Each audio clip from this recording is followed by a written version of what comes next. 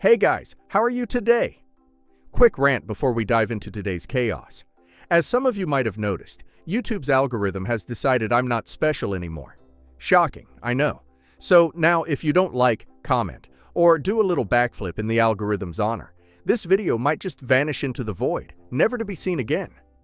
Seriously though, even a hi or "this is wild" in the comments helps way more than you think. It tells YouTube, hey, people actually like this channel. Maybe don't hide it from everyone. That can really help push my videos out to a wider audience, not just to my subscribers. So if you enjoy these stories and want to support the channel, that's the best way to do it. Now grab a drink, get comfy, and enjoy the drama. You won't want to miss this one. So I, 44 female, have been married to my husband, 50 male, for about a year now. He has been married before and has a 26-year-old daughter from his previous marriage, Katie. My husband raised Katie on his own because her mother had passed away shortly after her birth due to pre-existing medical conditions that had been exacerbated by the pregnancy. She couldn't make it, unfortunately, and my husband had to do it all on his own. Now, you would expect that it would make Katie a little more grateful for what she had, right? Well, that's not how it worked at all with her, and instead she became a really selfish, bratty monster who nobody liked. My husband tried his best to make her a good person, but unfortunately, Katie had her grandmother in her corner. My mother-in-law, Pamela, also played a huge role in raising Katie and spoiled her to bits. She was the textbook overbearing grandmother who would do anything for her granddaughter, regardless of whether it was good for her in the long run or not. So I would honestly say that she was the one who was responsible for spoiling her and making her act like a total brat. Katie knows nothing about life, and yet for some reason she thinks she knows everything. I really tried my best to like Katie, but she was the one who made it almost impossible for me to get along with her. You see, she had made it up in her head that her father deserved better than me. So when he brought me home to meet them all, she was not impressed, and neither was her grandmother. That was almost 3 years ago, and since then nothing has changed. Sure enough, they could never say anything to my face, but I knew they didn't like me. It doesn't take a genius to figure that out, because they pretty much gave it all away with their behavior around me. Lucky for me, I don't really care about whether people like me or not. I tried to be nice to her initially, but when I noticed that my efforts were going in vain, I stopped trying to be her friend. I had also tried to be nice to Pamela, but she also made it clear that she was never going to be accepting of me. And in her head, her son would always deserve somebody better. And who knows, maybe my husband can do better. I'm not saying I'm the best, but honestly, even if someone better did come along, they would probably drive her away with their psychotic and crazy behavior. And even apart from that, I was the one who my husband had decided to be with, and we were in love. The bare minimum that they could do was be respectful of that. But even that seems like an impossible task for them. Because about a year ago, when we announced our engagement, Katie and Pamela completely lost their minds and tried their best to break us apart. Of course, they did not succeed, and I highly doubt that they ever will. After we announced our engagement, Katie completely lost it and showed up at our house one day without notice. My husband and I were both at home that day, and she had a complete breakdown. She screamed at her father and said that he had no right to ruin their family like this by marrying someone like me. When I asked her what she meant by someone like me, she went down to elaborate and said that I was a woman of loose morals and character, and apparently I was just a gold digger according to her. I don't even know where that was coming from, because I was doing just fine financially before I even met my husband, and money was pretty much the last thing that I would want from a partner. I guess she thought that I was poor, only because I didn't exactly have a typically high-paying job. For context, I am a self-employed artist, and I work on commission. I am self-taught, and I've been working ever since I graduated from college. I'll admit it was not easy in the beginning, but now I've carved a niche for myself, and I'm doing pretty great. I make a decent amount of money every month, and I would say that I'm comfortable, and I'm definitely doing well enough not to depend on a man for money. So for her to even imply anything of the sort was disgusting and low, and I made it very clear to my husband that I could not remain in touch with him anymore. My husband also agreed that Katie had taken it way too far the day, and disliking me was one thing, but implying that I was a gold digger and that I used to hook up with men so that my lifestyle could be taken care of was a horrible thing to say about me. He decided to cut her off that day and also went low contact with Pamela. I would have demanded that he go no contact with her as well. But unfortunately, Pamela is kind of old, and I couldn't in good conscience tell him to cut ties with his elderly mother. So, about a week after our engagement, my husband and I stopped speaking to Katie. He would still continue to visit his mother, but after that point it was only he who would visit her. And I wouldn't see her because I wanted nothing to do with them. They had already made it very obvious to me that they didn't want me around, so I was just doing my part and staying away from them. Neither of them had been invited to the wedding, because we were already not on speaking terms with Katie, and Pamela had said that she would not want to attend the wedding if her granddaughter wasn't invited. So that settled things, and neither of them attended the wedding. I was okay with it. My husband seemed upset for a little while, but then he seemed to get over it.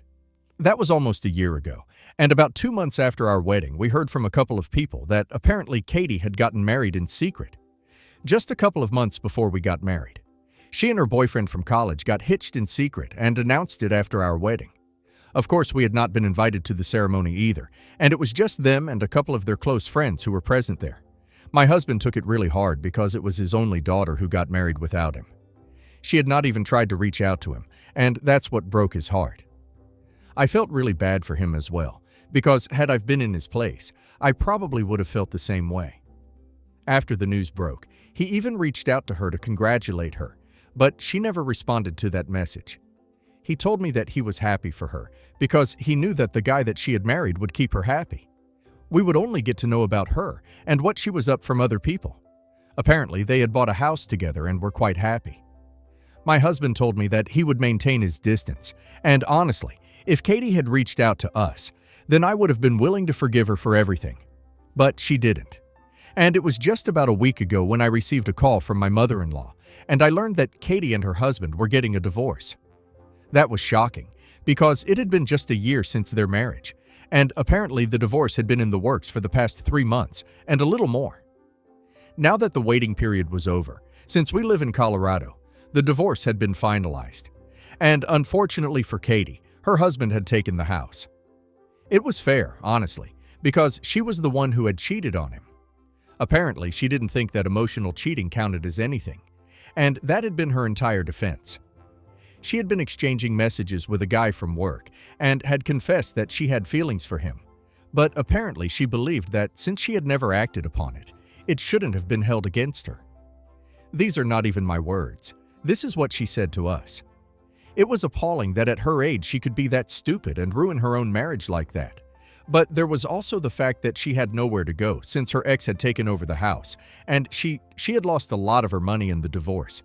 She was already a pretty big spendthrift and was not one for saving money. She was very financially irresponsible, so it was no big surprise that getting a divorce and having to handle all her expenses on her own had pretty much driven her to bankruptcy. She told us that she would not be able to afford rent for a couple of months, and she wanted to save up her money before she moved out. So she needed us to help her out and let her live with us.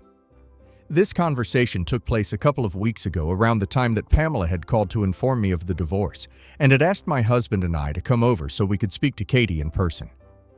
After the divorce, which she had told nobody about, she had moved out of the house and had been living with Pamela for a couple of days. But the commute from her house to Katie's workplace was becoming increasingly difficult and time-consuming.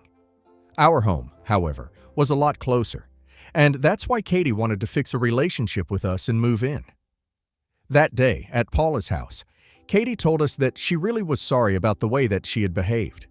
She confessed that she had a bit of an ego problem, and you couldn't handle the fact that I was my own person and wasn't bending over backward to cater to her needs like she had been used to all her life. Throughout her childhood, Pamela and my husband had made sure that her needs were always met, and she never had a lack of anything in her life. They made the impossible possible for her, so she had learned to have really unrealistic and crazy expectations from life in general. And after becoming an adult, she realized that that's not really how the world works. So now, after her divorce, she had come to realize that not everybody was going to be as forgiving as a family, and she had to make her peace with that. She told us that she was already really depressed because, in spite of whatever she did, she really loved her ex, and it was really hard to accept the fact that she had lost him because of her own stupidity. She said that she didn't want to lose her family as well and wanted to do right by us, which is why she wanted us to give her one chance to make everything all right again. We didn't know what to say the day because she had put us on the spot, so I told her that I needed some type of thing because of the things that she had said about the way that she had behaved with me, but something that I couldn't just move on so easily from. And even now, she was only approaching us because she needed something, and not because she was actually sorry, even though she insisted that she meant her apology. But anyway, after some argument, we decided, Ed, that we would take some time to think about it and then let her know. Until then, she could continue to work from home since she had already spoken to her employer about it. My husband and I were really in a dilemma and had no idea what to do. We had decided that we would at least try to build some sort of a normal relationship before we let her move in with us, because that would be a huge deal. So we kept in touch for a few weeks before we came to a conclusion, and in those few weeks, Katie was on her best behavior and was trying to impress me and take back everything I have to say. For a couple of days, I really thought that she had started to change. She was being really nice to me, and after a couple of weeks had passed, when she asked me again if I was willing to let her move in with us now, I said yes. I had already discussed it with my husband, and he was open to the idea anyway. He was just waiting for me to come around, so when I finally did come around, Katie was thrilled, and she even called me up to let me know that I would not regret this, and the next day she showed up with all her bags and stuff. My husband and I had both taken a day off to welcome her and make sure that everything is all right. But before she had even set foot inside the house, she brought out a few documents and said that we needed to sign the paperwork before she moved in. We were really confused because we didn't think that any legal paperwork was required for an informal arrangement. When we went through the papers, my husband and I realized that she wanted a 50% claim on our property that we had purchased with our own money. This house that we were living in, my husband and I had bought when we first moved in together, and that was almost 2 years ago. Katie had nothing to do with that, and she had absolutely no contribution towards it, so I couldn't even imagine why she would think that we would simply agree to this. When I returned those papers to her and asked her what she meant by this, she told me very casually that she had her lawyer draw up a little something for her because she just wanted to make sure that she couldn't be kicked out of this house like she had been kicked out of her ex-husband's house. I was speechless when she said that, and my husband took over the conversation and told her that this wouldn't be necessary because this was not going to be a permanent arrangement anyway, so there was no need for her to involve legal paperwork in this. In fact, she herself claimed that this was not going to be a permanent thing, and she just needed to trust us. But Katie, like the true blue idiot that she is, decided to say the worst thing possible. She told my husband that she trusted him implicitly, but she wasn't very sure about me, and that was really the reason why she had believed that it was necessary for her to get this in writing. And she told us very firmly that she wouldn't be setting foot in our house unless we signed the documents. I was stunned, and before my husband could say anything, I decided that I would put an end to this. I told Katie as sweetly as I could that since she didn't trust me enough to live with me, she could find someplace else to live. Better yet, she could just go back to Pamela and live with her like she had been all these past few weeks. There was no need for her to stay with us. She was right about not being able to trust me. After my little speech, I slammed the door shut in her face. I expected my husband to say something about it, but even he didn't seem to care, because he knew that Katie had crossed a line with me, and it was simply unacceptable. So we went back into the living room while Katie shouted at us from the outside and cried about how I was being unfair to her. But I didn't care about any of it because I was seething, and it took all that I had to not go out and smack some sense into her. After screaming at us for a little while, she left, and it was just me and my husband again. We didn't expect anything to happen that day, but we knew that there would be repercussions to this. We had expected Pamela to be really upset about this, and she was, which she let us know the very next day. She called up my husband and screamed at him for about an hour about how the two of us had insulted Katie, and said that we needed to apologize to her and take her back. My husband argued with his mother for about an hour before he finally gave up trying and cut the call himself. He told me that he had blocked both of them, so there was no way that they could contact us again. But they found ways. They decided that they were going to make their relatives contact us instead. Now, my husband is not exactly close with his family because they are really weird and dramatic, and he just doesn't mix well with them. But for some reason, all of them believe that it was their place to come talk to him about what had happened with Katie. Everyone's been texting us and saying that I overreacted and that I owe Katie a huge apology. To them, she's just a child who has been a little paranoid, and reasonably so, since she just got kicked out of her house by her ex-husband and can't bring herself to trust people easily again. Apparently, everyone thinks that we need to be more accommodating of her and her feelings instead of vilifying her for it. First of all, I don't even know how people are calling her a child, because she is literally 26. I don't think that qualifies as a child in any way, shape, or form whatsoever. But sure, she is the victim here. And more importantly, I think everyone's conveniently forgetting the fact that she had been kicked out of the house because she had been cheating on her husband. Now, I don't know about other people, but to me that sounds like a pretty fair reason to get kicked out. Things have been really difficult to deal with because everyone is hounding us, me especially. Am I an a-hole for kicking my stepdaughter out because she wanted to have 50% ownership of our house? Not the a-hole at all. That woman is 26, not 16. She's a full-grown adult who needs to learn that life doesn't come with a safety net of people willing to hand her things just because she feels entitled to them. OP offered kindness, and were actually open to letting her move in despite all the disrespect she showed in the past. And what does she do? March in with legal papers demanding half of OP's house. That's manipulation. OP was absolutely right to shut that down immediately. Honestly, she should be grateful OP only slammed the door instead of calling her lawyer to report her for attempted fraud.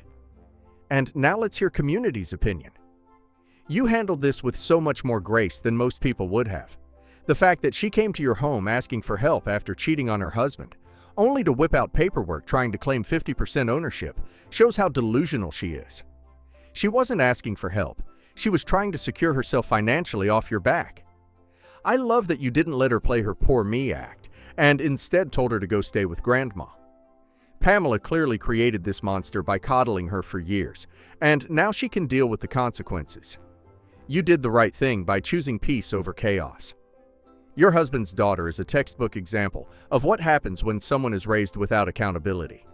She cheated, lied, and then expected everyone to comfort her when her actions caught up to her. Her grandmother completely failed her by enabling every bad behavior, and now they're both trying to guilt-trip your husband into taking her back. The fact that she had the nerve to bring a lawyer into this situation tells you everything you need to know. She wasn't coming to make amends. She was coming to profit. You're absolutely right for standing your ground. She can cry all she wants, but adults who act like children don't deserve to be treated like victims. Honestly, the way you and your husband handled this deserves applause. The daughter's arrogance, the grandmother's interference, the whole family trying to paint you as the bad guy. It's all a reflection of how toxic they've become. You did nothing wrong by protecting your home and your sanity. The people calling her just a child are delusional. 26 is old enough to pay bills, take responsibility, and stop expecting mommy and daddy to bail you out. You can't fix someone who refuses to see their own fault. Stay firm, keep your distance, and enjoy the peace that comes from cutting off manipulative people who feed off drama. Update. Hi, first of all, thank you so much for commenting on my original post and letting me know how much I am not the a-hole. I already knew that, but honestly, the way that my husband's family has been behaving would put anyone in a tizzy over it. Anyway, now that's clear. My husband and I decided to block everybody who had been texting us.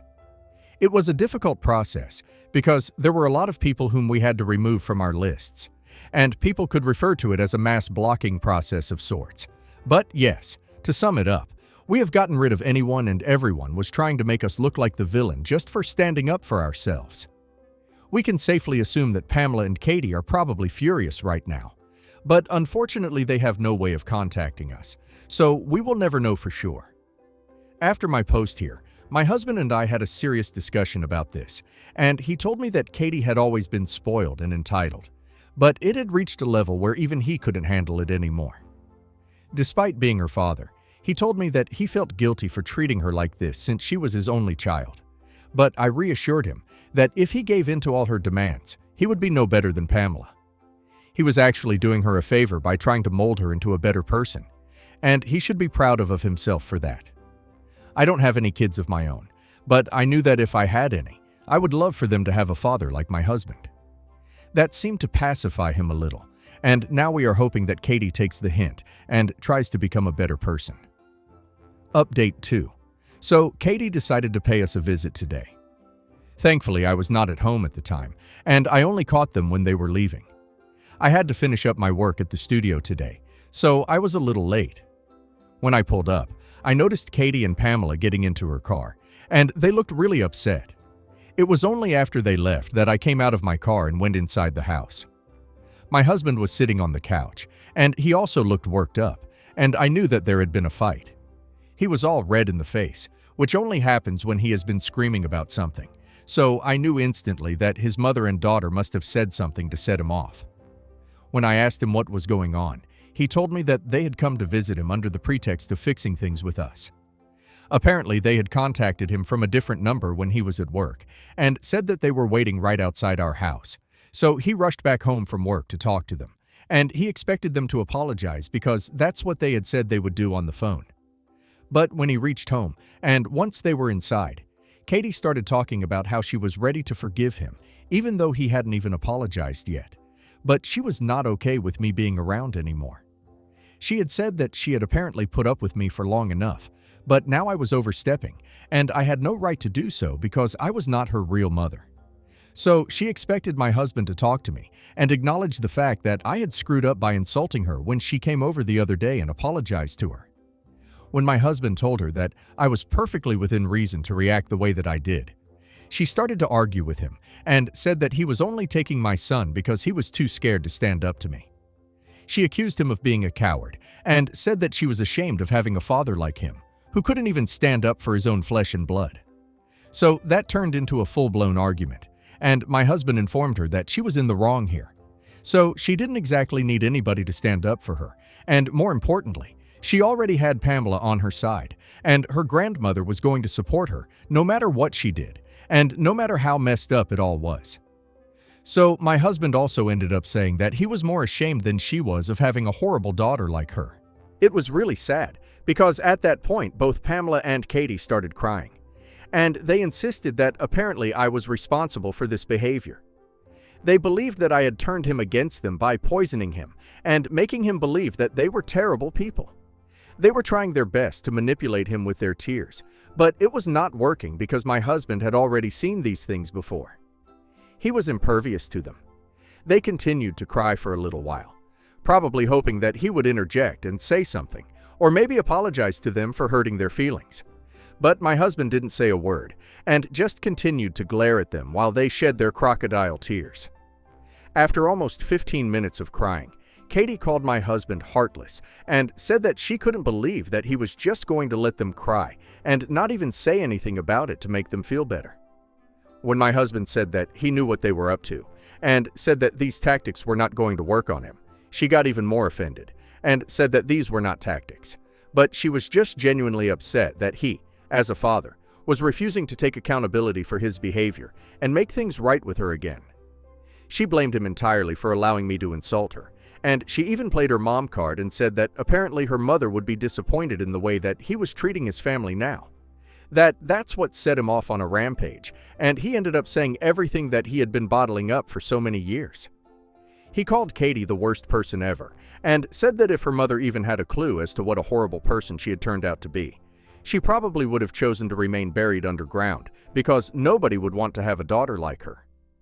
I personally thought that was a little harsh, but honestly, the way that the two of them have been pushing my husband and backing him into a corner for the longest time, I'm surprised that he didn't snap earlier. Somebody with my patience probably would have cracked way before he did.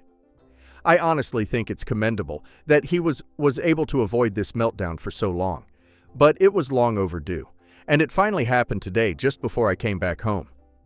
He had been yelling at Pamela for ruining his daughter, and he told her that now that she had finally made her into the awful kind of person that she wanted, she could take responsibility herself and keep him out of it.